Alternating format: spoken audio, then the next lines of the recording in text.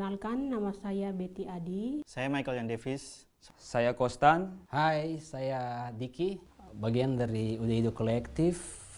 Udaido akan berpartisipasi di dalam Jogja Biennale 16 2021.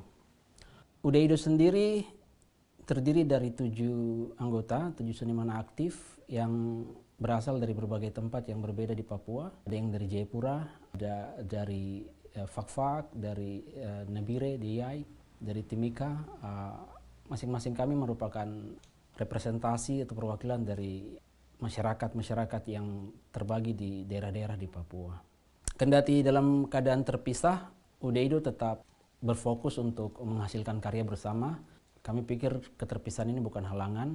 Seperti pada beberapa karya kami sebelumnya, konsep-konsep tradisi yang dipakai oleh nenek moyang orang Papua dan bagaimana memakai itu untuk melihat keadaan saat ini di atas tanah Papua terkait isu sosial humaniora.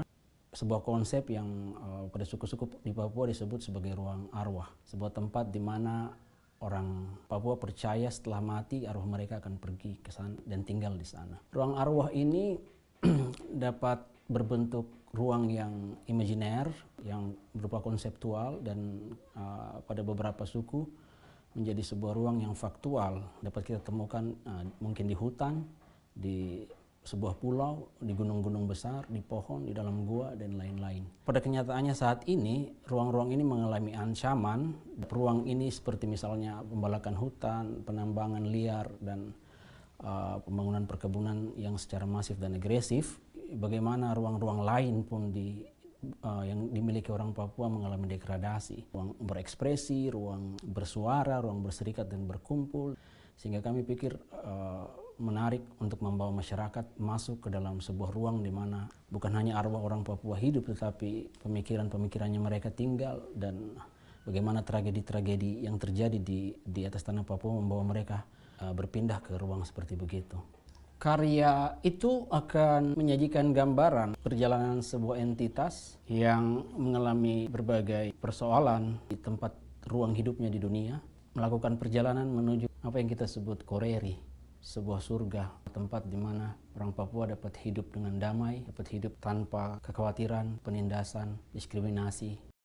Karya ini berangkat dari konsep dominasi dan kekuasaan yang terjadi di daerah konflik di Papua. Sering diidentikan dengan jargon-jargon maskulin atau diekspresikan dengan tidak terkontrol. Saya melihat konflik ini sebagai sebuah lingkaran, secara langsung ataupun tidak langsung menarik kelompok-kelompok rentan, salah satunya perempuan, ke dalam lingkaran ini. Pada konsep karya yang saya bawakan berupa kepercayaan dari suku Biak, yaitu Koreri. Saya mencoba menangkap pergeseran-pergeseran antara relasi dari subjek maupun objek yang terjadi pada ruang di masa kini. Saya mencoba mengangkat ruang arwah yang ada di tanah Baham, yaitu tanah yang didiami suku Baham di Fak-Fak yang bernama Homor. Homor saat ini mulai sedikit terancam dengan adanya peraturan-peraturan yang dibuat oleh pemerintah, yakni mengambil lahan-lahan, yang mana Homor itu di tiap marga yang ada di Fak-Fak mempunyai Homor yang berbeda-beda. Ada yang berada di batu-batu, pohon-pohon, di hutan, dan kaitannya juga dengan hutan, sumber pala.